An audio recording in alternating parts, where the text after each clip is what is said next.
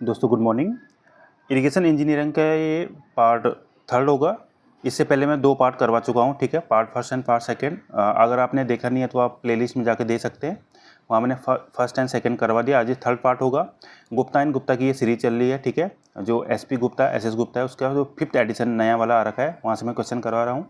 ये third video है। चलिए शुरू करते हैं फर्स्ट क्वेश्चन से। Vertical drop fall is satisfactory for height up to 0.5 metre, 1.5 metre, 3.5 metre या 5 मीटर, ठीक है। वर्टिकल ड्रॉप फॉल की बात कर रहा है, शारदा टाइप फॉल जिसको बोलते हैं। तो ये किसके लिए होता है? ऑप्शन नंबर बी करेक्ट हो जाएगा। 1.5 मीटर के लिए ये सही होता है, ठीक है। Vertical drop fall satisfactory for height up to 1.5 metre, option number B correct हो जाएगा इसका। Which of the following canal outlets maintain a constant discharge, ठीक है। कौन से आउटलेट में डिस्चार्ज क्या रहता है आपका? कांस्टेंट रहता है, ठीक है। आउटलेट जिनको मॉड्यूल भी बोलते हैं, non modular outlet, flexible outlet, rigid module या नन ऑफ द अबव, ठीक है। तो करेक्ट आंसर हो जाएगा आपका रिजिड। तो रिजिड जो आउटलेट होते हैं उनमें जो डिस्चार्ज होता है आपका क्या रहता है?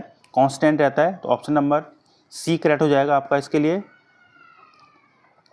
The ratio of rate of change of discharge of an outlet to the rate of change of discharge of distributing channel is called, ठीक है। the ratio of rate of change of discharge of an outlet to the rate of change of discharge of distributing canal is called proportionality, flexibility, setting या sensitivity। तो इसे क्या बोला जाता है? आपका sensitivity बोला जाता है। इसको ध्यान देना है। ये इसमें proportionality हो गया, फ्लेक्सिबिलिटी हो गया, सेटिंग हो गया और सेंसिटिविटी हो गया। ये चारों टर्म बहुत इंपॉर्टेंट है और इनमें थोड़ा कन्फ्यूजन बना रहता है। तो यहाँ पे आंसर हो जाएगा आपका फ्लेक्सिबिलिटी। काफ़ी बार पूछा जाता है ये वाला question. The drainage water intercepting the canal can be disposed of bypassing the canal below the drainage, ठीक है। यहाँ पे क्या कह रहा है? Bypassing the canal below the drainage. Canal का है बिलो है ड्रेनेज के। ऑप्शन नंबर सी यहाँ पे करेक्ट हो जाएगा। सुपर पैसेज या कैनाल साइफन, सुपर पैसेज या कैनाल साइफन से ये संभव होगा। तो ऑप्शन नंबर सी करेक्ट हो जाएगा। ये तो आपको पता होगा एक्वाडक्ट क्या होता है, सुपर पैसेज क्या होता है, ठीक है। ये आपके क्रॉस ड्रेनेज वर्ग में आपके जितने भी स्ट्रक्चर आते हैं, if the RL of canal bed if the canal of canal बोल लो मैं, if the RL of canal bed level and high flood level drainage are 212 and 210 metre respectively, the cross drainage work, यहाँ पे cross drainage work कौन सा चाहिए होगा? Canal bed कितना है? 212 पे, ठीक है। कैनाल बेड है 212 पे और जो आपका क्या है दूसरा? High flood level of drainage, drainage है आपका क्यों कौन सा? 210 पे, ठीक है। ये आपका ड्रेनेज है, इसका मतलब ड्रेनेज नीचे है, कैनाल ऊपर है। तो यहाँ पे क्या हो जाएगा आपका answer? Option number A correct हो जाएगा, एक्वाडक्ट, ठीक है। एक्वाडक्ट करेक्ट हो जाएगा।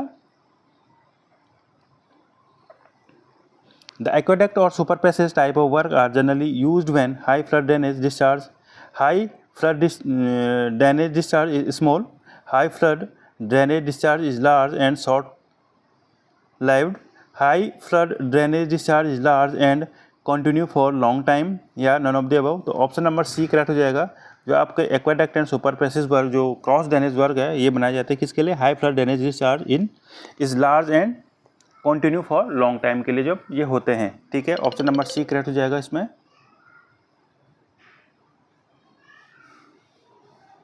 एन एग्रेडिंग रिवर इज, ठीक है। अब एग्रेडिंग रिवर क्या होती है आपकी? एक एग्रेडिंग होती है, एक आपकी डिग्रेडिंग होती है। तो आपकी एग्रेडिंग क्या होती है? सिल्टिंग होगी, स्कोरिंग रिवर होगी, बोथ सिल्टिंग एंड स्कोरिंग या नाइदर सिल्टिंग नॉर स्कोरिंग। तो आपकी एग्रेडिंग रिवर आपकी सिल्टिंग होती है, ऑप्शन नंबर ए। डिग्रेडिंग आपकी स्कोरिंग रिवर होती है, ठीक है। ऑप्शन नंबर ए यहाँ पे करेक्ट हो जाएगा, silting river. Tortuosity of meandering river is the ratio of, ये वाला क्वेश्चन भी काफ़ी इंपॉर्टेंट है, ठीक है। मेंडरिंग रिवर को लेकर के, meander belt to meander length to meander belt, curve length along the channel to direct axial length of the river reach, direct axial length of the river reach to curve length along the channel, ठीक है। तो यहाँ पे correct answer आपका क्या हो जाएगा? Option number C, curve length along the channel to direct axial length of the river reach। तो ऑप्शन नंबर सी यहाँ पे करेक्ट हो जाएगा मेंडर के लिए, टोरोसिटी ऑफ मेंडरिंग रिवर के लिए ऑप्शन नंबर सी करेक्ट हो जाएगा। 124 पे चलते हैं। The meander pattern of a river is developed by, अब ये मेंडरिंग जो होता है रिवर का, जो ये किससे डेवलप्ड होता है, कैसे डेवलप्ड होता है? एवरेज डिस्चार्ज से, डोमिनेंट डिस्चार्ज, मैक्सिमम डिस्चार्ज या क्रिटिकल डिस्चार्ज। करेक्ट आंसर हो जाएगा आपका dominant discharge, option number B correct हो जाएगा। The main cause of meandering का मेन कॉज क्या होता है? जो नदी आपकी ऐसे ऐसे करके चलती है बिल्कुल टेढ़ी मेढ़ी होकर के, तो इसका कॉज क्या होता है? Presence of excessive bed slope in the river, degradation हो गया, the extra turbulence generated by the excess river sediment during floods, या नॉन ऑफ द अबव। तो ऑप्शन नंबर सी करेक्ट हो जाएगा, ऑप्शन नंबर सी करेक्ट हो जाएगा।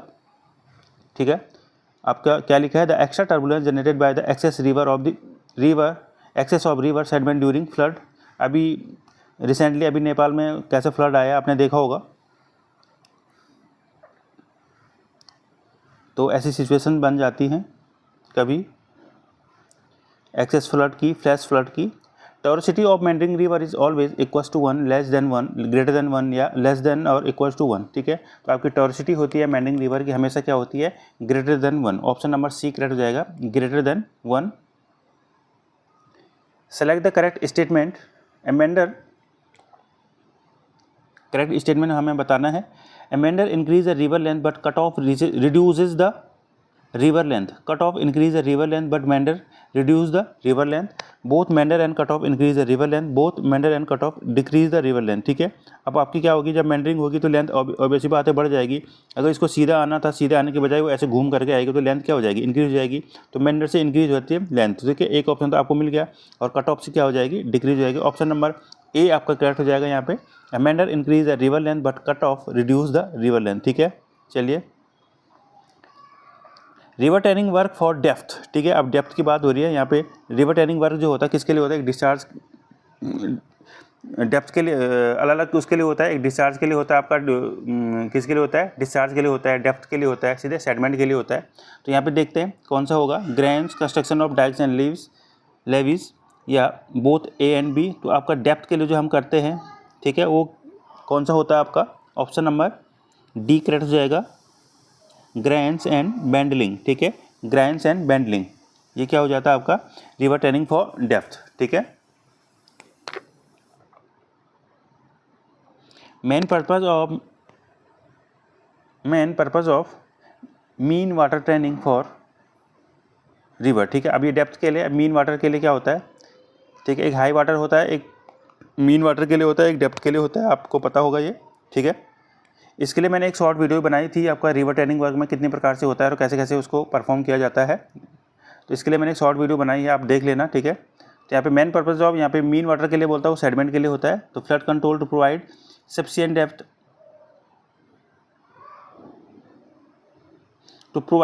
Depth of water in navigable channel during the low water period. ठीक है, option number B इसके correct हो जाएगा, 129 का। एक बार मैं इसको थोड़ा, इसको ऑप्शन यहाँ पे पूरे आ नहीं पाए हैं, 129 का मैं एक बार फिर देख लेता हूँ। ठीक है, तो इसका आंसर ये नहीं होगा, इसलिए मुझे लग रहा था, और 129 का आंसर होगा ऑप्शन नंबर सी यहाँ पे था, तो सी यहाँ पे आया नहीं है। इसका क्वेश्चन का जो ऑप्शन है मैं बताता हूँ। To preserve the channel in good safe by efficient disposal of suspended and bed load. ठीक है, उसके लिए मैं कह रहा था ये जो मीन वाटर ट्रेनिंग होता है वो सेडमेंट के लिए होता है। तो ऑप्शन नंबर इसका सी होगा, जो यहाँ पे दे नहीं रखा है। ठीक है, ये समझ लो आप, सेडमेंट कंट्रोल के लिए किया जाता है मीन वाटर ट्रेनिंग। जो आपका होता है, आपका किसके लिए होता है? सेडमेंट कंट्रोल के लिए। आपकी सिल्टिंग हो जाती है तो उसके कंट्रोल के लिए हम क्या करते हैं? मीन वाटर ट्रेनिंग करते हैं। ठीक है, यहाँ पे दे नहीं रखा है ये। अगला देखते हैं, if D is the depth of scour below original bed then the width of launching apron is taken. ठीक है, अब लॉन्चिंग एप्रॉन की बात कर रहे हैं, उसकी विड्थ हम कितनी लेंगे? 1.2D, 1.5D, 2D या 2.5D। आंसर हो जाएगा 1.5D। ठीक है, 1.5D लॉन्चिंग एप्रॉन के लिए। Study the following statements, levees are constructed parallel to river flow, spurs are constructed parallel to river flow, levees are constructed transverse to river flow, spurs are constructed transverse to river flow. ठीक है, अब यहाँ पे देखते हैं कौन सा होगा। ऑप्शन नंबर बी करेक्ट हो जाएगा। जो आपका लेवीज है वो क्या पैरेलल बनाए जाते हैं, जबकि स्पर्स आपके ट्रांसवर्स बनाए जाते हैं। इसके लिए मैंने एक शॉर्ट वीडियो बनाई है, आप देख सकते हैं स्पर्स क्या होते हैं। ठीक है, ऑप्शन नंबर बी यहाँ पे करेक्ट हो जाएगा, फर्स्ट एंड फोर्थ। लेवीज आपके पैरेलल हो गए, स्पर्स आपके ट्रांसवर्स हो गए। ठीक है,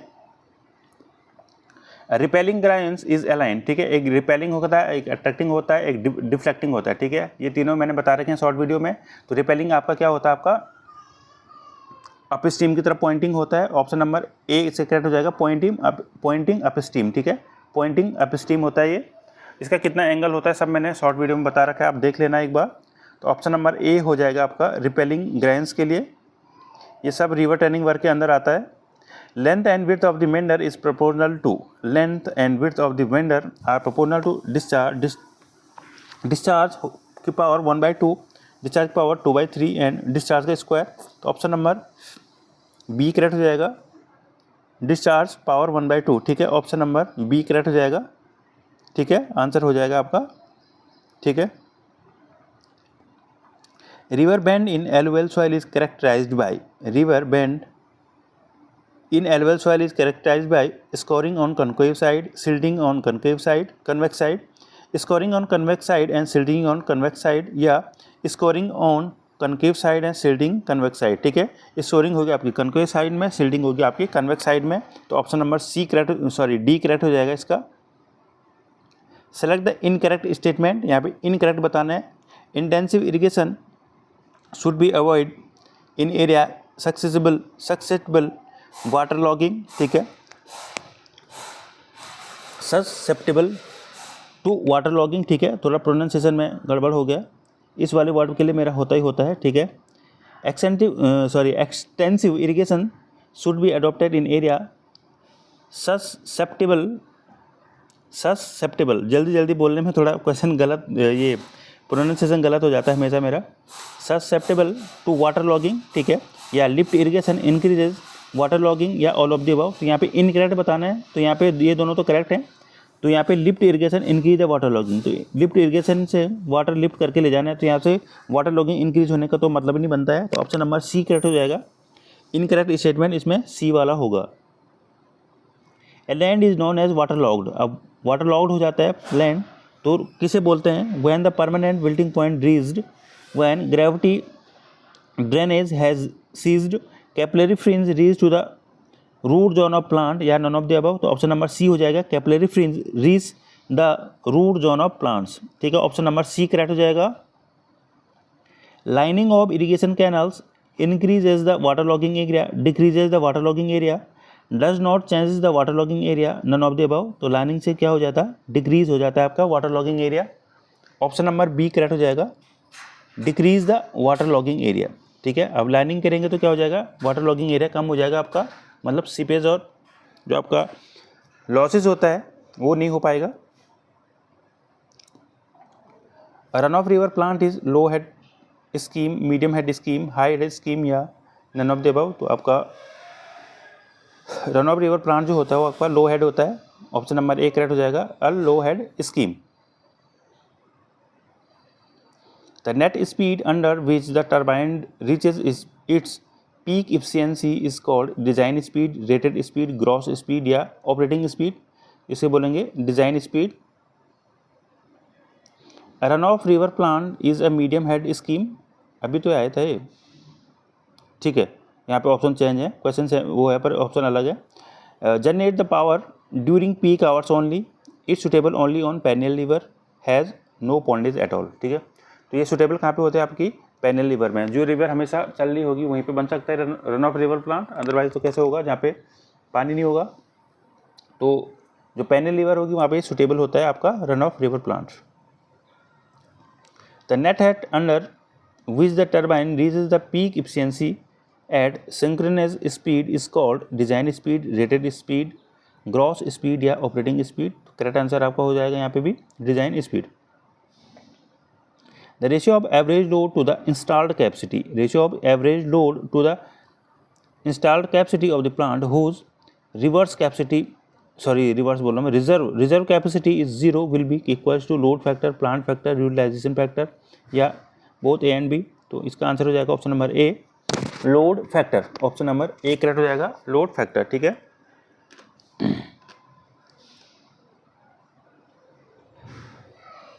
A hydroelectric scheme operating under a head of 80 metre will be classified as। ठीक है, इसका आंसर हाई हेड दे रखा है उसमें गुप्ता में, पर मुझे ये हाई हेड नहीं लगता है, ये 80 का है, मीडियम हेड में जाएगा। एक बार आप इसको क्लियर कर लेना। कई जगह इसका आंसर मीडियम दे रखा है, कई जगह इसका आंसर हाई हेड दे रखा है। तो 30 से कम आपका लो होता है, 80 to 100 आपका मीडियम होता है, 100 से ऊपर आपका हाई होना चाहिए। पर यहाँ पे लो दे रखा है इसने गुप्ता में, तो मुझे लग रहा है सही, हाई दे रखा है तो मुझे सही नहीं लग रहा है, मीडियम होना चाहिए था। आप भी एक बार इसको देख लेना। Hydrograph is a graphical representation of, ठीक है, यहाँ पे हाइड्रो है, हाइड्रो ध्यान देना, ये हाइड्रो नहीं है, ये हाइड्रो नहीं है, हाइड्रो आपका अलग होता है, हाइड्रोग्राफ अलग होता है, रन ऑफ के साथ होता है।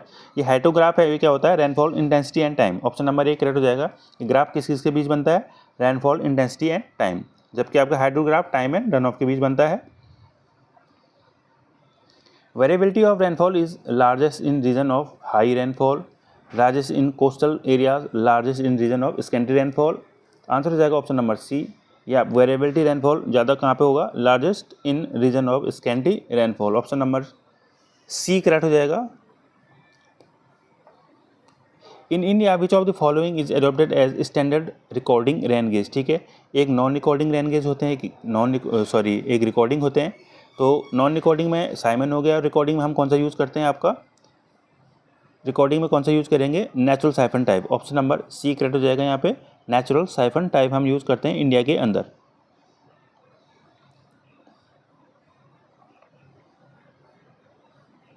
The maximum average depth due to 1 hour storm over an area of 100 kilometre square is 100 mm, ठीक है।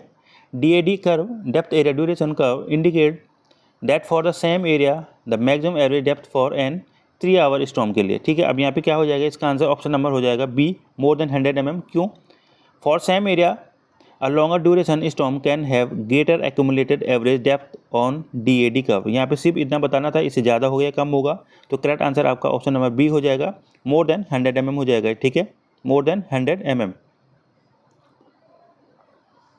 149 पे the maximum rainfall depth of 300 mm in 24 hours has a return period of 100 years। The probability of 24 hours rainfall equals to और greater than 300 mm occurring at least once in 10 years। तो इसका answer क्या हो जाएगा आपका, जो आपका formula होता है वो क्या होता है आपका, PN इक्वल्स टू क्या होता है, 1 माइनस P की पावर n, ठीक है। या इसको आप ऐसे लिख सकते हैं 1 माइनस 1 अपॉन टी की पावर n। इसको आप कैलकुलेट करके करेंगे तो यहाँ पे आपका आंसर आ जाएगा ऑप्शन नंबर कौन सा है, बी, 1 माइनस 0.99 की पावर 10, ठीक है। यहाँ पे आप वैल्यू रखेंगे तो 1 अपॉन टी 1 अपॉन 100 हो जाएगा, n की जगह आपका 10 आ जाएगा, तो आंसर आपका करेक्ट आ जाएगा option number B. The most suitable chemical which can be applied the water surface for reducing evaporation, ठीक है। इवेपोरेशन को रोकने के लिए, कम करने के लिए कौन सा केमिकल यूज़ करते हैं, मिथाइल हो गया, इथाइल हो गया, साइटल हो गया, ब्यूटाइल हो गया। ऑप्शन नंबर सी हो गया सेटाइल एल्कोहल, ठीक है, option number C cetyl alcohol. Interception losses are due to 151 पे चलते हैं, इवेपोरेशन, ट्रांसपिरेशन, स्टीम फ्लो। यहाँ पे करेक्ट आंसर क्या हो जाएगा आपका, इंटरसेप्शन जो लॉस होगा ऑप्शन नंबर ए करेक्ट हो जाएगा, ओनली बाय इवेपोरेशन, ठीक है, evaporation. Water intercepted bye vegetation mainly cause by evaporation from the intercepted surface, ठीक है।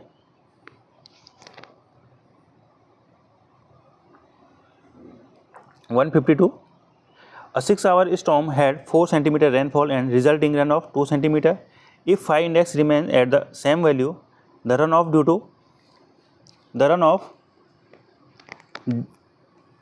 to 10 cm rainfall in 12 hour, ठीक है। अब यहाँ पे क्या करेंगे, आप देखिए पहले वाले केस में कितना है, रेनफॉल कितना है 4 centimetre, resulting run of 2 centimetre है, तो आपका फाई कितना हो जाएगा, P माइनस आर कितना हो जाएगा 2 सेंटीमीटर, मतलब 4 माइनस 2 सेंटीमीटर हो जाएगा फाई की वैल्यू। तो हमें 6 आवर के लिए होगा, तो फाई इक्वल्स टू क्या हो जाएगा 2/6, तो कितना आ रहा है ये 1/3 सेंटीमीटर पर आवर, ठीक है। 1/3 होगा ना, फाई की वैल्यू कितनी जाएगी 1/3 सेंटीमीटर पर आवर फर्स्ट वाले केस के लिए। और सेकंड वाले केस के लिए आप देखिए कितना दे रखा है, सेकंड वाले केस में क्या बोल रखा है उसने, फाई की वैल्यू सेम है, phi index remain at same value, the run off due to 10 centimetre rainfall for 10। यहाँ पे ड्यूरेशन कितना हो गया आपका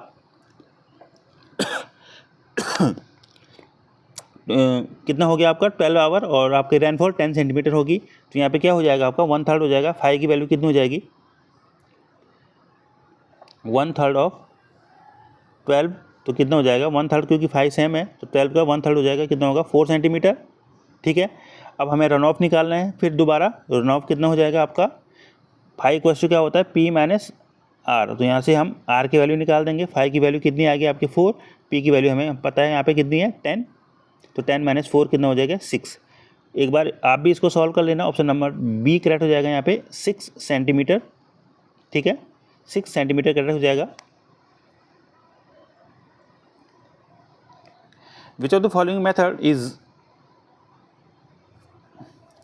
153 which of the following method is used estimate flood discharge based on high water mark left over in the past। ठीक है, high water mark left over in the past, slope area method, air velocity method, moving boat method, ultrasonic method। ठीक है, answer हो जाएगा option number A, slope area method।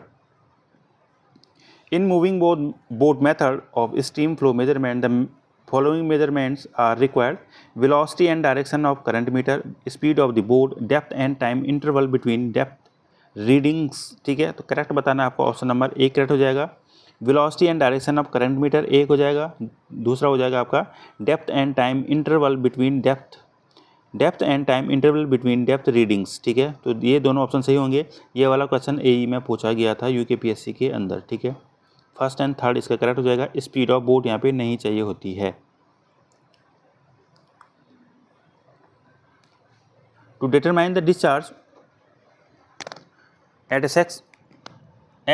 section in a stream from its rating curve the requiring data। ठीक है, अब आपको discharge निकालना है आपको रेटिंग कर्व से, तो आपको कौन कौन से डाटा चाहिए होगा, तो ऑप्शन नंबर सी यहाँ पे only stage at the section. ठीक है, stage at the section, option number C correct हो जाएगा, ओनली सेकेंड वाला stage at the section. Slope of water surface नहीं चाहिए। Current meter reading, current meter की जो रीडिंग होगी वो हमें रिक्वायर्ड वहाँ पे नहीं होगी।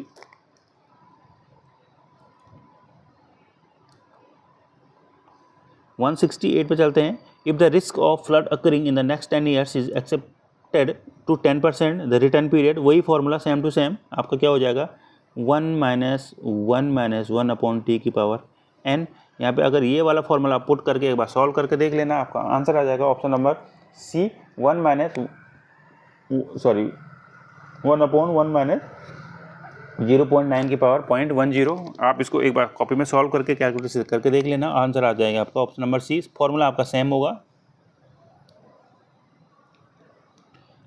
Partial duration series is mostly used. ठीक है, जो partial duration series is mostly use for rainfall analysis, flood analysis, both A and B या नन ऑफ द अबव। तो आपका जो यूज होगा आपका किस में होगा, रेनफॉल एनालिसिस में। If storage comma inflow rate and outflow rate are denoted by SI and Q। ठीक है, SI and Q, then the value of S in the Muskingum method flood routing is. ठीक है, किसकी value बतानी है, S की value. तो यहाँ पे आंसर क्या हो जाएगा आपका, ऑप्शन नंबर 170 का ए हो जाएगा, ये है ना, ऑप्शन नंबर ए इसका करेक्ट हो जाएगा। अभी आपका रिलेशन आप एक बार देख लेना इसको, के इंटू XI - XQ - Q। ठीक है, इसको आप देख लेना एक बार। 170 में नोटेशन सही है या नहीं है वो देख लो मैं थोड़ा एक बार, हो सकता है कुछ गलत हो गया हो। 170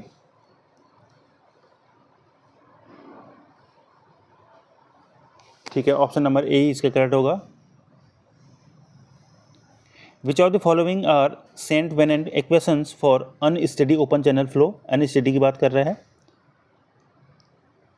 अनस्टेडी, हाँ अनस्टेडी ओपन चैनल फ्लो के लिए कौन सा यूज होगा, quantity equation, momentum equation, energy equation. तो यहाँ पे दो इक्वेशन यूज होंगी, वो हुई quantity and momentum equation, option number B correct हो जाएगा, फर्स्ट एंड सेकंड। ठीक है, एनर्जी इक्वेशन यहाँ पे यूज नहीं होगी। In case of channel routing the storage is a function of. In channel routing में storage is a function of inflow discharge only, outflow discharge only, both A and B या none of the above. तो 172 का हो जाएगा आपका, 172 का आपका क्या हो जाएगा, आउटफ्लो रेट कहाँ गया वो, एक minute, both A and B, sorry both A and B होगा। Most inflow discharge and outflow दोनों पे वो करेगा, function of inflow discharge and outflow discharge दोनों का होगा ये। ठीक है, ऑप्शन नंबर सी करेक्ट हो जाएगा इसमें। Muskingum method of flood routing is a reservoir routing method, channel routing method, hydraulic method of flood routing या none of the above। तो ये हो जाएगा आपका channel routing method, option number B correct हो जाएगा। Which of the following equations are used in hydrological flood routing method? Continuity equation, equation of motion, energy equation। तो यहाँ पे क्या हो जाएगा, ऑप्शन नंबर ए करेक्ट हो जाएगा ओनली फर्स्ट कॉन्टिन्यूटी इक्वेशन, ठीक है। कॉन्टिन्यूटी इक्वेशन आपकी यूज होगी only equation of motion and energy, ये यूज नहीं होगी। ऑप्शन नंबर ए करेक्ट हो जाएगा continuity equation. In linear reservoir storage varies linearly with time, inflow rate, outflow rate या नन ऑफ द अबव। ये हो जाएगा आपका आउटफ्लो रेट। लीनियर रिजर्वायर में जो storage varies linearly with outflow rate, option number C correct हो जाएगा।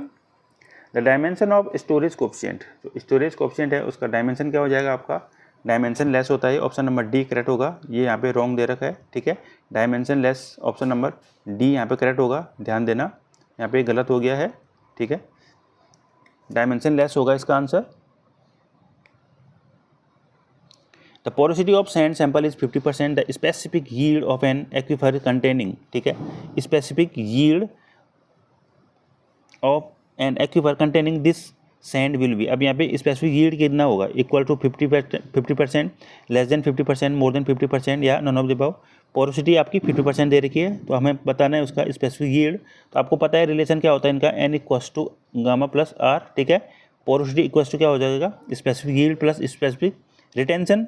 तो स्पेसिफिक यील्ड हमेशा क्या हो जाएगा, 50 से कम होगा, क्योंकि इसमें माइनस क्या होगा, रिटेंशन होगा, तो लेस देन 50 हो जाएगा, लेस देन 50%, ठीक है, हमेशा कम आएगा वो, ठीक है। यील्ड हमेशा पोरोसिटी से कम आएगा क्योंकि उसमें रिटेंशन माइनस होगा। Discharge per unit draw down at well is called specific storage, specific yield, specific capacity या नन ऑफ द अबव। तो आंसर हो जाएगा option number C specific capacity, option number C correct हो जाएगा specific capacity. Permeability of soil sample at 20 degree centigrade is 0.5 mm per second. If the temperature is decreased 15 degree centigrade, the permeability of the soil sample, ठीक है। अब आपका increase क्या हो गया है, डिक्रीज हो गया टेम्परेचर, तो टेम्परेचर डिक्रीज होगा तो आपका परमेबिलिटी भी रिड्यूस हो जाएगी, ठीक है। ऑप्शन नंबर बी करेक्ट हो जाएगा। मोर वाला तो होगा नहीं, ये भी नहीं होगा, तो लेस होगा, तो ऑप्शन नंबर बी आपका ये करेक्ट हो जाएगा। Lower temperature increase the water viscosity reducing hydraulic conductivity and permeability, ठीक है। चलिए, due to decrease in pressure the water level in well penetrating confined aquifer, ठीक है, प्रेशर डिक्रीज हुआ तो वाटर लेवल इन द, ठीक है, water level in A well penetrating confined aquifer will decrease, increase, not change या none of the. ये answer हो जाएगा ऑप्शन नंबर बी इंक्रीजेज, ठीक है, ऑप्शन नंबर बी करेक्ट हो जाएगा increases. According to Indian standard the number of rain gauge stations for area of 52 kilometre square in plain area. ध्यान देना, यहाँ पे प्लेन दे रखा है, प्लेन एरिया के अंदर 5200 किलोमीटर स्क्वायर के लिए कितना होगा, ऑप्शन नंबर ए करेक्ट हो जाएगा, 10 रेन गेजेस आएंगे, ठीक है। For plain area standard density used, ठीक है, वो जाए 1 स्टेशन पर 500 किलोमीटर स्क्वायर, एक इस पे 500 पे, तो आपका 5200 पे आपका कितना होगा 10.4, ठीक है। 5200 डिवाइड बाई 500 हो जाएगा, कितना हो जाएगा 10.4, यानी 10 स्टेज 10 आ जाएगा इसका आंसर। सर ये 500 पे होता है या 520 पे, एक मिनट क्लियर कर ले उसको, ये आपका 520 पे होता है शायद, ठीक है, एक मिनट,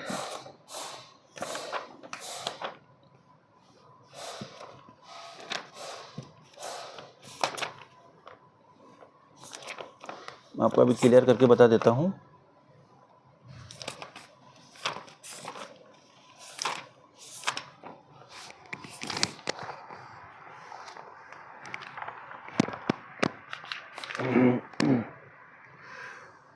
ये क्वेश्चन था आपका 152।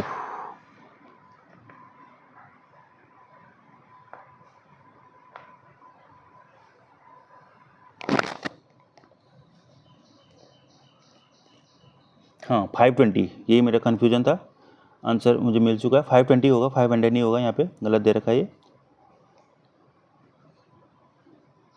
ठीक है।